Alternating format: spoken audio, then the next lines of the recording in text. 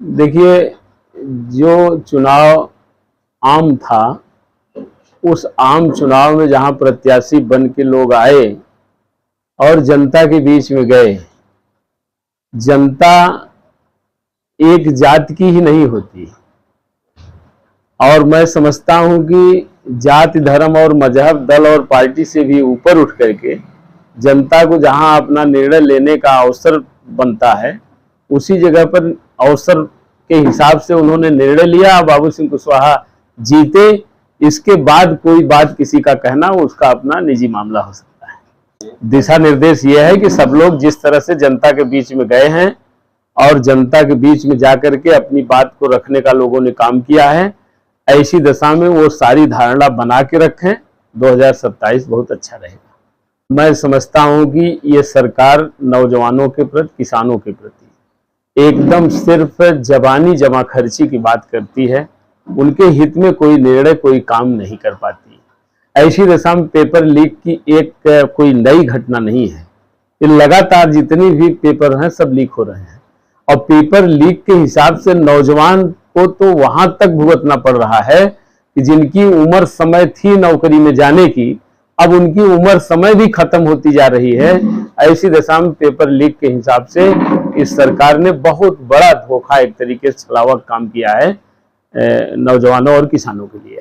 किसान के प्रति ये तो कुल मिला जुला के किसान के प्रति एमएसपी से संबंधित और जिस तरह से उनके किसानों के हित के परे कानून बना करके सरकार ने एक तरीके से थोपने का काम किया था, और जिन विषयों को लेकर किसान सड़क पर पड़ा था, और मैं समझता हूं साल भर उनका प्रदर्शन चला, हजारों किसान लगभग उनकी जान चली गई, वो मर गए। इसके बाद जो है इन्होंने अपने बनाए कानून को वापस लिया। तो मैं समझता हूं इतना बड़ा मजाक जब किया जा सकता है, तो आज भी जो किया कराया जा रहा है वो किसानों की भावना के हिसाब से कुछ नहीं हो रहा है। इसलिए उन्होंने तो जितना वादा किया था उसको बता दिया कि ये सब तो चुनावी जुमला था। अब बताइए, चुनावी जुमला जब उन्होंने कहा कि 2-2 करोड़ लोगों को नौकरियां हम हर साल दे देंगे, 15-15 लाख रुपया खाते में जमा करा देंगे, किसानों को उनके उपज का दुगुना मूल्य दिलाएंगे, लाभकारी मूल्य दुगुना कर देंगे उनकी आय। अब ऐसी दशा में सब चीज का दाम काम तो बढ़ गया, खाद का, बीज का, बिजली का, तमाम सारी चीजों का। उससे एक तरीके से किसान तो परेशान था ही, और साथ ही साथ उसे उसकी उपज का लाभकारी मूल्य नहीं मिला।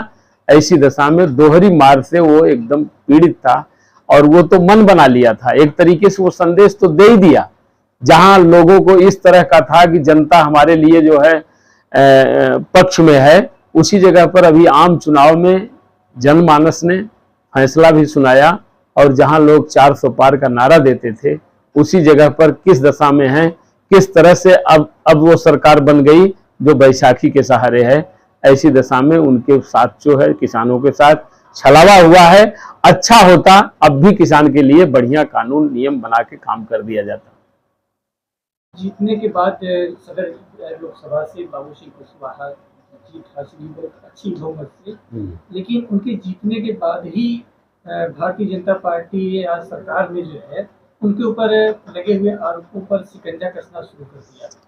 देखिए, मैं वो शिकंजा कसने वाले सवाल पर तो मैं कुछ नहीं कर सकता। आदमी का जितना अपना जो है पक्ष विपक्ष में और जिस तरह से दांव पेच चलता है वो सब लोग अपना करते हैं, लेकिन बाबू सिंह कुशवाहा जनता के बीच में आए और अपना नामांकन करके जहां प्रत्याशी के रूप में थे, वही जो है प्रत्याशी उनकी वैधता प्रमाणित हुई। वैधता के बाद चुनाव हुआ और एक अच्छे मतों से जो है चुनाव जीत करके गए हैं। ऐसी दशा में वो मौजूदा समय में सांसद हैं, और सांसद के रूप में जो है जनता के बीच में है। अब कोई विरोधी जो है माने उनकी जीत को किस तरह से ले रहा है, किस तरह नहीं ले रहा है, ये उसका अपना विषय है, और वो न्यायालय में है। अगर उनके पास कोई मामला इस तरह का है कि शिकवा शिकायत का, तो वो न्यायालय में है, और न्यायालय अपने आप में खुद सक्षम है कोई निर्णय देने का। तो निर्णय जो गुण दोष के आधार पर होगा वो मिलेगा। जब निर्णय मिलेगा, जिस तरह का आएगा निर्णय, उस तरह निर्णय उनके पक्ष का भी हो सकता है, उनके विरोध का भी हो सकता है। वो तमाम सारी बातों को लेकर को न्यायालय में हैं, अपने अधिवक्ताओं के साथ हैं, और मैं समझता हूं न्यायालय के निर्देशों का वो पालन करें। पिछले 10 सालों से जो है लोकसभा में समाजवादी पार्टी जो है विपक्ष में कोई नहीं था। इस बार जो है लोकसभा चुनाव में विपक्ष मजबूत है। विपक्ष मजबूत ही नहीं है, विपक्ष को सरकार बनाना था। मैं समझता हूं कि मौजूदा समय में हमारे प्रदेश में 5-7 सीटें तो ऐसी हैं जिस पर जो है बने ये जाहिर होता है कि इनको जो है भेदभावपूर्ण रवैया अख्तियार करते हुए सिस्टम ने उनको जो है फेल करने का काम किया।